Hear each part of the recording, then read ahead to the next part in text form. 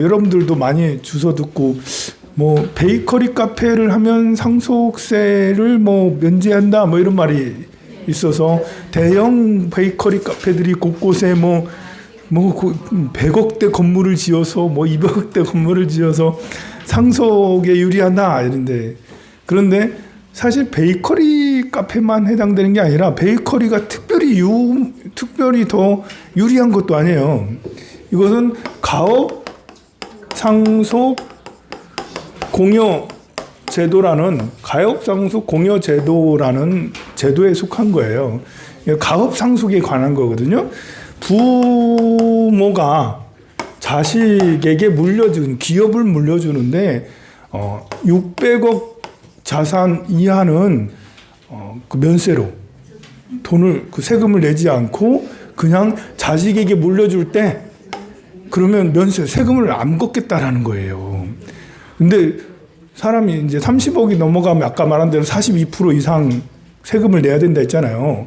근데 내가 회사를 하고 있는데 500억인데 아들에게 물려줘. 근데 이렇게 하면 어떤 기준을 충족하면 세금을 한 푼도 안 낼 수가 있는 거예요. 등록세, 취등록세 정도는 낼 수 있겠지만 상속세는 제로가 될 수 있는 거죠. 그것을 이용한 것이 베이커리 카페예요. 그 기준이 뭐냐? 일단은 600억 이하의 기업이 돼야 되고 법인 사업자여야 돼요. 개인 사업자 아니고 법인 사업자. 주주로 이렇게 돼 있는 개인 주주라도 1인 주주라도 상관없어요. 법인 사업자로 등록이 돼야지 가능한 거예요. 개인 사업자로. 베이커리 카페도 내 개인 앞으로 그 황산 이렇게 앞으로 해가지고 하면 저는 아들이 없네. 우리 거사님이 이렇게 해가지고 아들한테 이렇게 하면 개인 사업자라면 그것도 42%, 43% 상속세를 무조건 내야 되는 거죠. 그러니까 베이커리 카페 200억 들여가지고 지었는데 아들한테 상속하면 100억을 날 줘야 되는데 상속세를 현금 내야 되잖아. 어떻게 하지? 어떻게 하지? 팔아야 되나? 안 팔리는데 100억이 팔아야 되나? 이거 참 난감한 문제가 생기는 건데요. 규정은 뭐냐 그러면 이 규정은 뭐냐면 최소한 10년 이상 부모가 10년 이상 이 회사를 운영해야 돼요. 이 회사의 종류는 상관없어요. 공장도 괜찮고요. 공장 괜찮습니다. 뭐 티슈 만드는 공장 계속 10년 동안 해왔다. 상관없습니다. 공장의 모든 종류는 상관없고요. 음식점 상관없어요. 베이커리 카페 이것도 마찬가지예요. 똑같아. 카페도 괜찮아요. 뭐 카센터 같은 이런 것도 괜찮습니다. 그리고 이제 또 그 호텔 모텔 숙박업도 괜찮아요. 호텔과 모텔을 운영해 10년 동안 부모가 운영을 해왔어요. 그러면 자식이 이것을 받아서 등기 이전해서 법인사업자의 등기를 모두 다 이전해서 자식도 10년 이상 운영을 해야 돼요. 베이커리 카페도 예외가 아니에요. 베이커리 카페도 10년 이상 자식이 그걸 받아서 운영을 하면 그러면 그 상속세가 제로다. 제로. 그러니까 부모가 하는 가업을 자식이 상속하는 거예요. 그야말로 가업 상속제라는 거죠. 그런데 충분히 이용할 수도 있겠죠. 내가 우리 땅 부자야. 갑자기 땅을 뭐 재개발한다고 해가지고 땅이 나 2,000평 있었는데 2,000평이 평당 뭐 이제 5천만, 평당 3천만 원대로 받았어. 그러면 어마무시한 부자잖아요. 그런 분은 가업이 없었잖아. 부동산 가지고 부동산 임대업은 가업 상속에 안 들어갑니다. 부동산 임대 가지고 부동산에 가지고 팔았더니 갑자기 뭐 부자 됐잖아요. 그런 경우는 안 되고요. 그런 사람들은 이제 베이커리 카페를 만드는 거죠. 그런데 얼마나 취약한지. 10년 동안 베이커리 카페가 잘 된다는 보장도 없지만 자식이 받고 10년이 잘 된다는 건 더 힘든 거예요. 그러니까 이 선택은 위험한 선택일 수도 있는 거죠. 내가 돈이 있다고 해서 100억 들여서 베이커리 카페를 만들었는데 그래 10년은 잘 갈 수 있죠. 저 언양이나 여기 정자나 이런 데 10년은 잘 갈 수 있습니다만 그 다음 10년은 어렵잖아요. 쉽지가 않은데 그걸 어떻게 확신을 하고 그렇게 했는지는 모르겠습니다만 어쨌든 그런 생각을 가지고 그래서 뭔가 좀 안 맞는다. 근데 이제 예를 들면 카센터 뭐 이런 것들은 좀 안정적이죠. 근데 요즘에는 전기차로 바꾸니까 그것도 좀 그렇긴 하지만 이 100억 들여서 카센터를 만들고 땅값이 비싸니까 주유소도 여기에 들어가요. 주유소를 지금 요즘에 주유소 안 좋지만 그래서 주유소를 아버지가 100억 들여서 시내 땅값도 비싸니까 만들었어요. 그리고 이제 아들에게 주는데 10년이 지나야지 면세가 되는 거예요. 그리고 여기에 조건이 하나 더 있어요. 자식이 최소한 2년 동안은 상속받기 전에 근무를 해야 돼. 근무를 최소한 2년 이상, 최소한 2년이죠. 2년 이상 여기서 근무를 한 상태여서 그 2년이 지나고 나서 등기 이전을 다 받고 사장님 명호를 이쪽으로 자식에게 주고 난 다음부터 10년이에요. 이렇게 해야지 가능한데 어쨌든 뭐 여기에 그렇게 할 사람은 별로 없겠지만 이제 이거 이야기를 우리 서민들도 알아야 된다. 이제 그냥 어디서 주소 듣기로 베이커리 카페에서 상속을 면세하기 위해서 저렇게 한다라고 하는데 이제 되게 부러워할 것이 아니다. 그 리스크가 얼마나 큰지 알아야 된다. 가업 상속을 하기가 진짜 어려운 시대가 됐습니다. 주유소만 해도 더 이상 주유소가 계속 없어지잖아요. 카센터 계속 없어지잖아요. 호텔 잘 갈까요? 호텔 지금 얼마나 사업이 안 좋은지 알잖아요. 인구가 줄어들고 있는데 카페 지금 여러분들 상상할 거예요. 카페 20년? 말도 안 돼. 무슨 20년? 카페 하나 세워놓고 카페를 20년 한다는 게 말이 되냐? 음식점, 저 한가위 같은 한솔가든 그 사장님은 아주 훌륭하시네요. 그죠? 한솔가든에 거기는 수십억대 자산가 아니에요? 그거 해가지고 한가위를 만들었어요. 한가위 만들어가지고 벌써 몇 년째 7, 8년 됐나요? 얼마나 아직도 성업 중이에요. 그러면 자식에게 명의이전 다 해가지고 다 하면 그대로 상속세 빵원 내고 그 아들이 모두 다 갖게 될 수도 있겠네요. 그런 경우는 희귀하죠. 한솔가든이 저렇게 잘 될 줄 어떻게 알았어요? 솔박가든이 저렇게 잘 될 줄 어떻게 알았어요? 세상에 음식점을 해가지고 0.01%나 잘 될 10년 동안 잘 되고 하는 거지. 여전히 성업 중이야. 한가위는 여전히 잘 되고 거기는 완전 성공인데 그렇게 해서 성공할 확률은 잘 없다. 네, 다만 이제 울산에는 중소기업 하는 데가 많으니까 중소기업 하는 분들은 이제 물론 다 알고 있겠죠. 이 기준을 다 모르고 있으면 바보지. 알고 있으면 이 기준대로 잘 적용해서 요즘에 자식들도 아들 딸도 할 일이 잘 없거든요. 아들 딸도 취업할 때가 잘 없어요. 그러니까 아버지가 하는 회사에 들어가서 상속 받는 것도 좋은 방식인데 이런 방식이 있으면 되게 좋습니다. 우리는 그냥 옆에서 이제 양념이나 치면서 그거 잘하고 있네, 못하고 있네, 훌륭하네, 이러면서 이제 옆에서 설사 이제 여러분들 너무 팩트를 날리는 말 할 필요 없어요. 베이커리 카페에서 아들에게 주려고 해요. 이러면 아주 훌륭해요. 너무 잘 생각하셨습니다. 라면서 속으로는 에이 그게 별거 아니지 이렇게 하지만 말로는 다 잘하신다고 다. 어느 공장을 만들어서 상속하려고 해요. 아이고 부럽네 라면서 이렇게 말은 이제 어떻게 그럴 수 있냐 부럽네 이렇게 다 말은 좋은 말은 다 해줘야 되는 거죠. 하지만 우리는 알고 있죠. 그게 얼마나 어려운 일인지. 그게 쉽지 않은 일이라는 거. 자, 72페이지. 자, 이제 드디어 부처님께서 중요한 말씀을 하십니다. 부처님께서 사리불에게 말씀하셨습니다. 이렇게 미묘한 법은 모든 부처님 열애가 항상 때가 되어야 말씀한다. 아무 때나 말씀하시지 않는다. 때가 돼야지 말씀하신다. 마치 우다람바라 꽃이 때가 돼야 한번 피는 것 같은데 그대들은 마땅히 부처님의 설한 법을 믿어라. 말이 결코 허망되지 않는다 라면서 이해하기 어렵다 라면서 왜냐하면 내가 무수한 방편과 갖가지 인연과 비유와 말로 법을 설하니까 이해하기 어렵다. 이 법을 생각하고 분별하는 것으로는 이해할 수 없다. 오직 부처님만이 능히 아신다. 그러니까 100% 이 뜻을 우리가 알기는 어려워요. 그냥 어렴풋하게 추측하고 그런가? 그런가 보다라고 그 정도로 해야지. 무슨 100% 이해하고 싶은데요? 라는 것은 어려운 거죠. 왜냐하면 부처님 세조는 오직 1대4 인연으로 세상에 출현했다. 부처님이 세상에 오신 이유. 법화경에서는 이것이 중요한 거죠. 부처님이 왜 이 세상에 오셨을까? 그리고 오셔서 왜 오셨을까? 오셔서 뭘 할까? 이렇게 1대4 인연으로 오셨다. 1대4 인연으로 왔다라는 말은 이것도 역시 추상적이죠. 무슨 말인지 잘 몰라. 1대4 그냥 인연이 있어서 왔는데 그냥 큰 인연이 있어서 왔다. 큰 인연을 해결하기 위해서. 우리한테 1대4 인연은 화장실 가는 거예요. 급한 일 생겼을 때 이거 1대4 인연을 해결해야 돼. 이거보다 더 중요한 게 어디 있어요. 그래서 1대4 인연을 해결하는. 그래서 사리부리여 무엇을 부처님 세조는 오직 1대4 인연으로 출현하느냐면 부처님 세조는 중생들로 하여금 부처님의 지견을 열어서, 그러니까 1대4 인연이라 하니까 무슨 말인지 몰라요. 1대4 인연을 해결하기 위해서 왔는데 이 1대4 인연은 부처님의 지혜입니다. 아까 지혜를 말했죠. 제법실상입니다. 이 부처님의 지혜, 제법실상. 이 부처님의 지혜를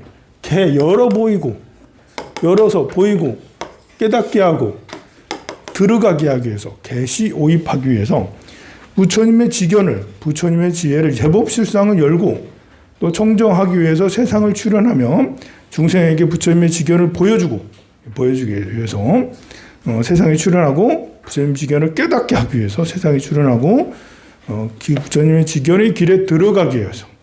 불지견이죠. 제법실상 불지견, 부처님의 지혜의 불견에 이것을 열어주고 보여주고 깨닫게 해주고 들어가게 해주기 위해서, 우리를 깨닫게 하기 위해서, 우리를 성장하게 하기 위해서, 부처님께서 우리를 성장하게 하기 위해서 이 세상에 오셨다. 깨닫게 하고 보여주고 또 열어주고 보여주고 깨닫게 하고 들어가게 하기 위해서 그렇게 했다. 그러니까 경의 말씀이 약간 풍부한 거예요. 부처님이 이 세상에 오신 이유는 우리를 깨닫게 하기 위해서 그렇게 오셨다라는데, 깨닫는 것뿐만 아니라 열어 보인다. 부처님의 불지견을 열고 보여주고 또 깨닫게 하고 들어가게 하는 이런 것까지 얘기를 합니다. 그렇게 해서 세상에 출현했다라는 것입니다. 1대4 사리부려 이것을 모든 부처님이 1대4 인연을 위해서 이 세상에 출현한 것이다 라고 하느니라. 모든 열애는 다만 보살들만을 교화하기 때문에 모든 하시는 일이 항상 한 가지 일을 위함이니 오직 부처님의 지견을 중생들에게 보여주고 깨닫게 함이니라. 열애는 다만 일불승으로서 중생들에게 법을 말씀하시는 것이다. 그래서 여기 일불승이란 말이 나왔죠. 이렇게 하는 것이 일불승이다. 이렇게 하는 것이 일불승이라는 거예요. 부처님의 지견을 열어주고 보여주고 깨닫게 해주고 들어가게 해주는 이것을 위해서, 이거 1대4 인연인데 이것을 일불승으로 얘기하는 거죠. 부처님은 승이라는 것은 삼승을 얘기해요. 이제 성문승, 연각승, 보살승. 성문, 연각, 보살. 이것은 모두 다 이걸 보고 삼승이라는데 세 개의 탈 것. 그러니까 성문으로 성불하든지, 연각으로 성불하든지, 보살을 성불하든지, 그러니까 KTX를 타든지, 고속버스를 타든지, 아니면 승용차를 타든지 이 말하는 거예요. KTX냐, 고속버스냐, 승용차냐. 그런데 그게 아니고 그걸 모두 다 탈 거 아니냐. 모두 다 일불승이다. 일불승. 이 성문, 연각, 보살 이걸 따지지 말라. 오로지 한 가지 방법으로 부처님이 하신다. 그러니까 이제 회삼귀일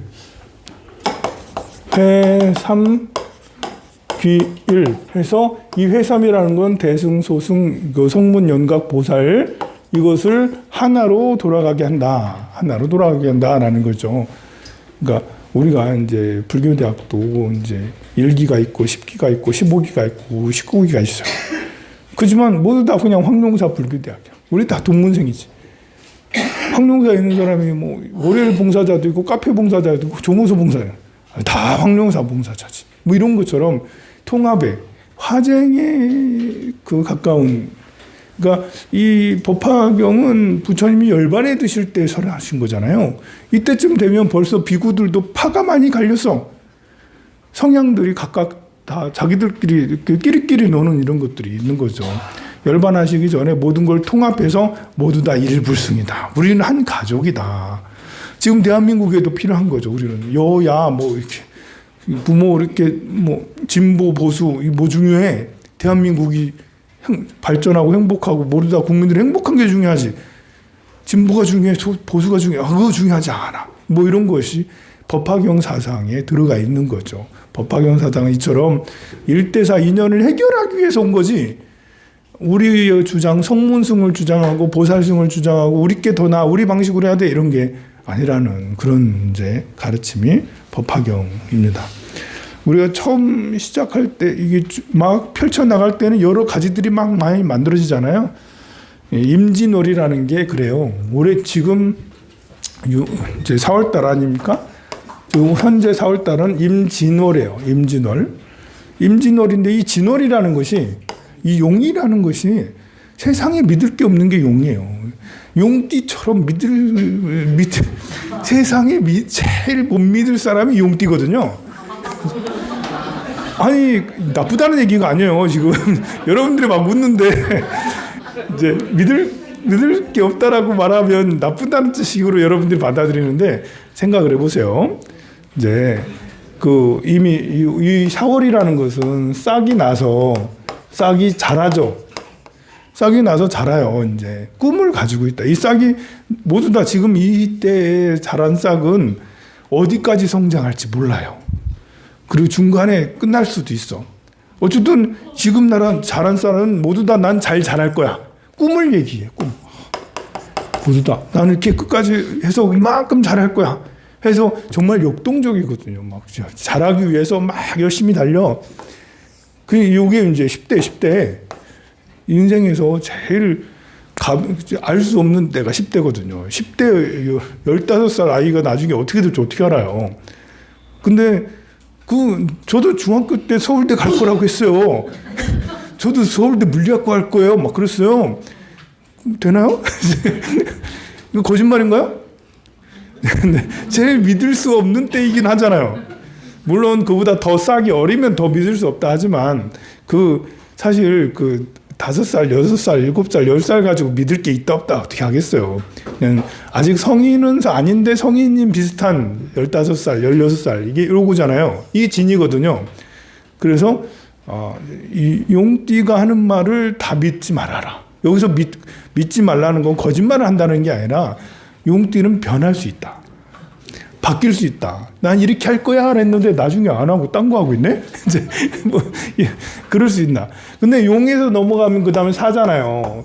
5월쯤 되면 이제 어느 정도 결정이 돼요. 오늘 5월쯤 되면 이제 이것은 뭐고 저것은 뭔지 구분이 돼서 이제 중도 탈락할 건 탈락하는 거고 이때부터. 그래서 4월 달부터는 약간 5월 달 양력 5월이죠. 이때부터는 오히려 약간 더 잔인해. 5월 달이 보면. 6월 달은 그냥 다시 또 성장하는 거고요. 그리고 나중에 8월 달부터가 문제죠. 8월 달부터는 이제 정말 물 빠진 것이 돼서 가을이니까 거의 성장이란 거의 없고 이제 결심만 남고 8월, 9월을 이런 때는 이제 이렇게 제대로 된 것만 남고 나머지는 선택당하지 못하잖아요. 그래서 9월, 10월 이렇게 되면 진짜로 유통할 수 있는 것만 남고 나머지는 그냥 아무것도 없는. 그래서 이 9월, 10월, 11월 이런 때 말하는 사람들은 확정된 말만 해요. 뭐에 대해서도 잘 안 믿어. 여기 4월에 태어난 사람 믿는 것도 잘 믿어. 근데 하려고 하는 것도 에너지도 더 크고요. 근데 여기 8월 이후로 태어나고 그러면 이제 기본적으로 이렇게 아닌 건 아니다. 라는 이런 것이 굉장히 크죠. 그래서 말도 이렇게 봄에 태어난 사람들은 예쁜 말을 자주 해요. 잘해요. 근데 가을, 겨울 이렇게 태어난 사람은 팩트 폭격을 자꾸 해요. 굉장히 보수적이라서 때로는 잔인한 말도 해요. 잔인하게. 혹독하게 얘기를 하고. 그래요, 보면. 그래서, 보면, 법화경은 이렇게 4월달, 5월달, 6월달, 진월달, 4월달, 5월달 이렇게 4월, 5월, 6월, 7월 이런 때는 막 성장하잖아요. 이 막 성장할 때는 분파가 굉장히 많아져요. 분파가 엄청 많으니까, 다양하니까. 근데 우리는 이것이 시간이 지나면 다 10월 달, 11월 달이 된다는 걸 잘 모르고 살아. 이 분파가 많으면 좋기도 하지만 서로 자기들끼리 또 싸워요. 갈등하고. 그래서 막 성장할 때 오히려 더 많이 싸우고 다른 편으로 또 들어갔다가 또 대판 싸우고 또 다른 편으로 들어갔다 이러는데 결국엔 이 모든 것이 다 줄어들어서 다 작은 것으로 다 없어지고 몇 가지 안 남잖아요. 우리 불교가 잘 될 때는 스님들끼리 엄청 싸우고 신도들 들고서 싸우고 뭐 그렇게 하지만 지금은 점점 절에 오는 사람들도 줄고 하는데 지금은 싸워봐야 뭐 싸울 사람이 없어. 황룡산 아직 아니지만 황룡산 아직도 싸워요. 근데 더 지나면 나중에는 싸울 사람이 없어. 싸우려고 해도 남아있는 게 몇 개 없으니까 그래 되는 거예요. 그래서 있을 때 우리 잘 될 때 서로 잘 지내는 게 사실 제일 좋겠죠. 자, 일불승이다. 오직 일불승이다. 73페이지 계속해서 오직 일불승이다. 사리부려 과거 여러 부처님들이 한량없고 수없는 방편과 갖가지 인연과 비유와 말로써 중생들을 위하여 온갖 법을 연설하시는데 이 법은 모두 일불승을 위한 것이다. 하나만을 위한 것이다. 그러니까 우리 모두 다 하나다. 중생들이 부처님께 법을 듣고는 필경에는 모두 일체 지혜를 얻었느니라 했습니다. 그리고 미래의 모든 부처님들도 세상에 출현하시며 또 한량없는 이릇 모두 다 이렇게 하신다 했습니다. 자, 이렇게 이제 제2 방편품은 이것을 제일 중시 여기고요. 그 뒤로는 여기에 대한 부연 설명이고 개성은 중성으로 비슷한 얘기입니다. 제가 법화경을 이해할 때 제2 방편품과 제16 열애수련품이 두 개의 품을 주시해야 된다겠죠. 일단은 방편품은 제법 실상에 대한 이야기, 부처님의 지혜에 대한 이야기고 지혜는 제법의 실상을 얘기하는 거고 그것은 일불승, 일대사 인연을 해결하기 위해서 이 세상에 오셨고 그것은 일불승을 말씀하시기 위한 것이다 라고 해서 이것이 법화경의 중요한 가장 근본되는 것이고 또 이러한 부처님의 지혜의 제법 실상을 말씀하시던 부처님은 어떤 분이다 라고 규정하는 것이 열애수량품입니다. 열애수량품 409페이지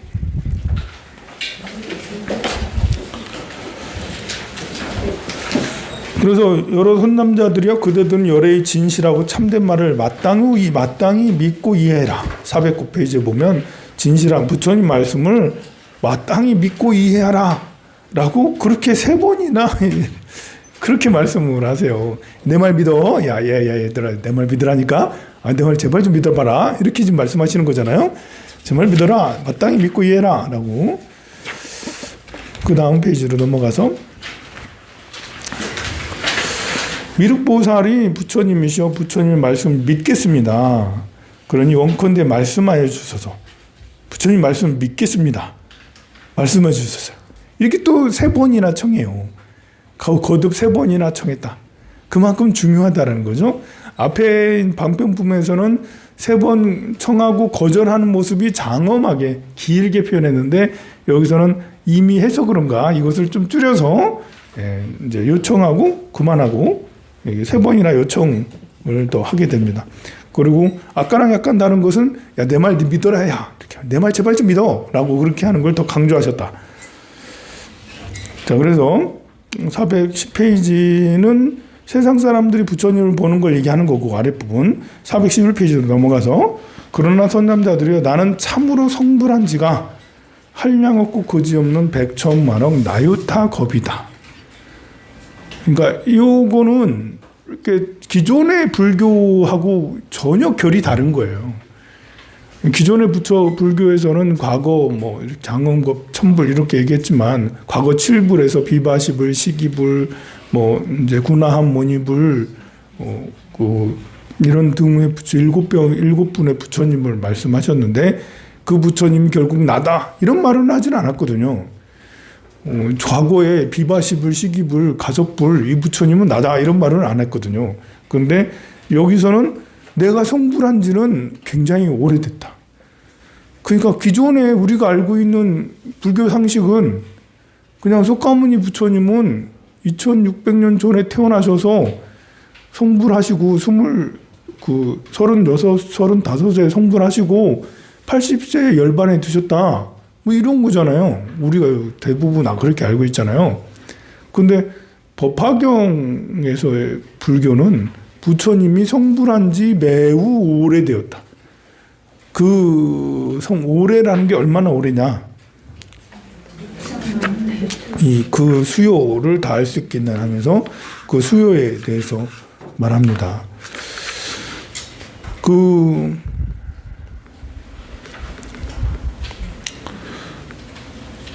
이제 411페이지 중간쯤에 한량 없고 그지없는 산수를 알 수 없으면 이렇게 411페이지 네 번째 줄 봅시다. 비유하면 마치 500, 1000마력 나이 다승지 3000대천 세계를 어떤 사람이 부수어 아주 작은 먼지를 가루를 만들었어요. 지구를 막 빻아서 가루를 만들었어. 동방으로 500, 1000마력 나이 다승지 세계를 지내면서 먼지 하나를 내려놨어. 가히 상상할 수 없어요. 이렇게 동쪽으로 가면서 이 작은 먼지가 닿도록 그렇게 됐습니다. 그러면 이 세계를 능히 생각하고 계산할 그 수요를 알 수 있겠냐? 이거는 말도 안 되는 숫자잖아요. 이게 조단위도 아닌 거예요. 경단위, 해단위도 아닌 거예요. 이거는 숫자로서는 정말 표현할 수 없잖아요. 그 많은 세월 숫자. 자, 그 수요를 알 수 없습니다. 했고, 그 맨 밑에 줄 선남자들이 이제 분명히 말하노라. 이 모든 세계에서 작은 먼지가 떨어졌거나 떨어지지 아니한 것을 모두 다시 먼지를 만들어. 정말 힘 빠집니다.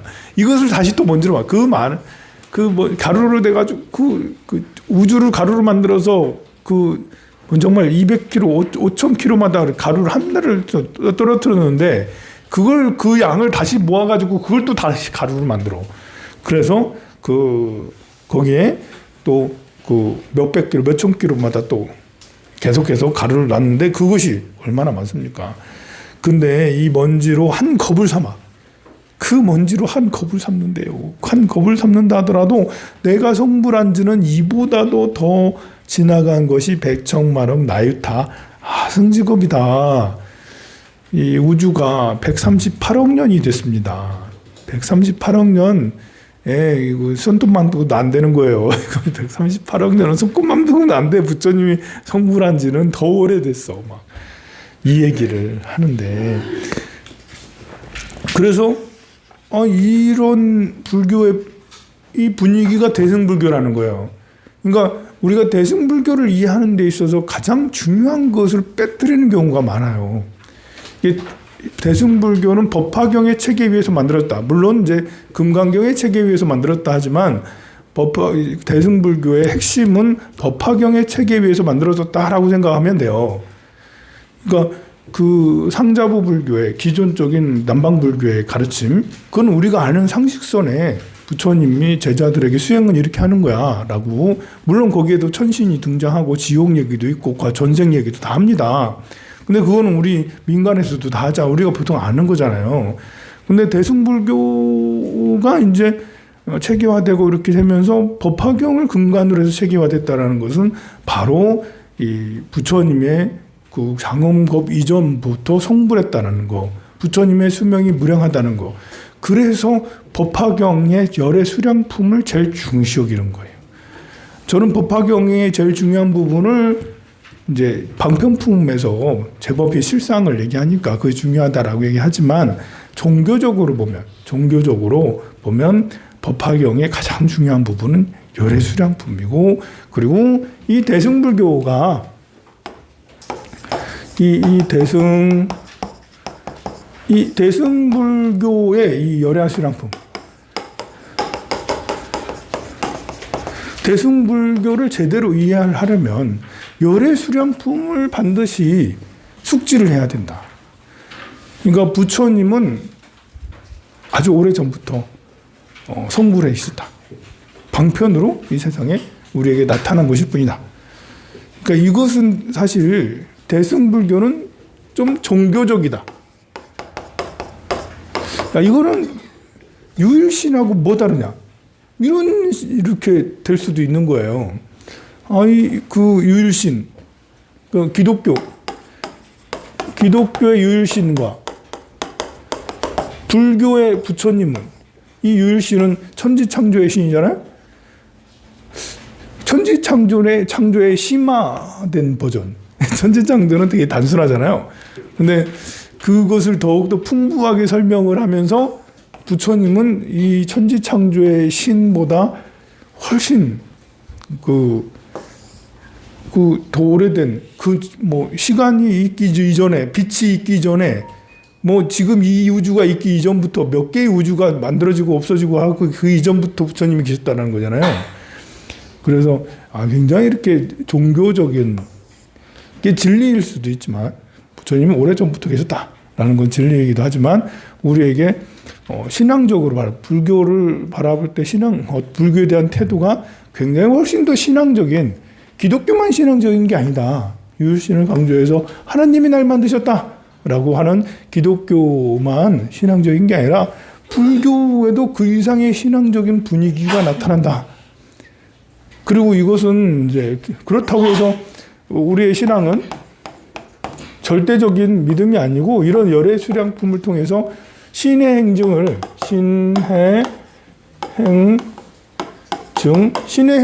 바탕으로 삼아야 된다는 건 여전히 이제 당연한 거고요. 이 경에서 주장한 것을 믿으라 하는 건데 이것도 믿고 이해하고 실천하고 증득하는 것에 증득을 해야 되는 거다. 그리고 이렇게 해서 증득을 할 때 깊이가 더 깊어질 수 있다. 이게 그냥 이렇게 부처님을 스승으로만 생각을 하는 것도 훌륭한 성자가 될 수 있고 훌륭한 수행을 될 수가 있는데, 부처님을 이렇게 우주가 생기기 이전부터, 우주가 몇 번을 생기고 없어지고 했을 텐데 그 이전부터 부처님이 성불하신 부처님이었다라는 이런 것은 그것을 믿고 그 부처님의 가르침을 따라서 나는 수행을 하면 또 그것을 더 깨달아. 부처님 역시 우주 이전에 그런 것을 이 기독교에서는 우주 이전 얘기를 안 하잖아요. 그냥 내가 창조했다. 내가 더 빛이 있어라 하면 있고, 뭐가 있어라 하면 있고, 말이 있어라 하면 있고, 이렇게 하면서 창조했다나 이런 것이잖아요. 그냥 없다가 갑자기 딱 나타나서 뭘 했다. 그럼 신은 어디서 나왔냐? 이 말은 안 하잖아요. 그럼 하느님은 야훼는 어디서 나왔지? 누가 만들었지? 그건 묻지 말아라. 그걸 물으면 이단이다. 그걸 물으면 이단이 돼요, 거기는. 우리는 그 이전부터 1월 등명불이 있었고, 그 이전부터 1월 등명불이 있었고 하면서 이렇게 얘기를 하잖아요. 근데 충분히 그럴 수 있지. 우주가 생기기 전에도 뭐가 있었겠지. 근데 묻지 말라고 하는 기독교보다는 우리 불교는 그래서 믿고 이해하고가 가능한 것입니다. 그래서 이것은 또 이렇게 대승불교에서는 또 무엇을 강조하냐면 저 관세음보살이나 지장보살처럼 중생을 제도하는데 살신성인에, 그러니까 나를 희생해서 눈을 떼주고 귀를 떼주고 몸을 다 떼주고 하면서 나귀를 희생해서 중생을 제도하는 그런 게 나오잖아요. 그런 인간의 어떤 인욕 이런 것들을 넘어선 그런 이제 보살행이라고요. 보살행 자체가. 그래 앉아가지고 나무 아래 앉아서 평생 이렇게 할 수는 있어. 그런데 보살도를 닦아서 하는 것은 그거는 또 차원이 또 다른데, 그것이 바로 대승불교의 열애 수량품의 이런 그 가르침이 근본이 되고 근거가 돼서 그렇게 하면 관세음보살님도 그러면 그 무한한 힘, 지장보살님도 마찬가지로 약사열애불, 또 비로자나 부처님, 이런 부처님들에 대한 권위나 부처님들한 원력과 힘, 이런 것이 훨씬 더 깊어지게 되는 거죠.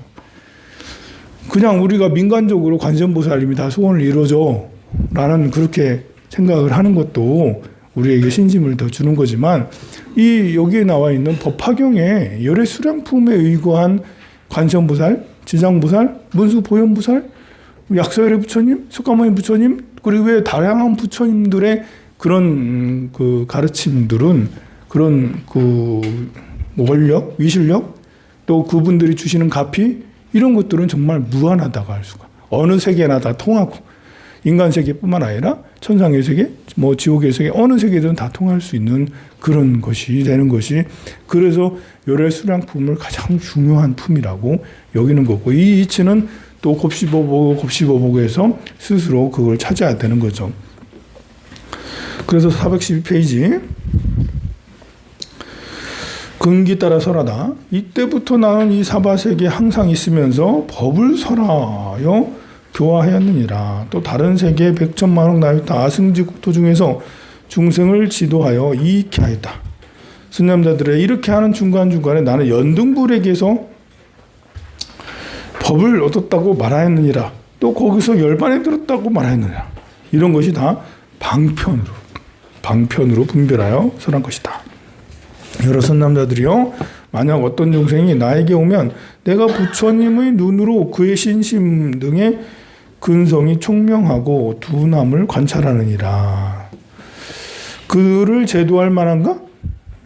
그에 따라서 여러 곳에서 스스로 말하는 이름이 같지 않고 나이도 많기도 하고 적기도 하느니라. 또 열반에 든다고 말하기도 하느니라. 또 여러 가지 방편으로 미묘한 법을 설하여 중생들로 하여금 환희심을 내게 하느니라.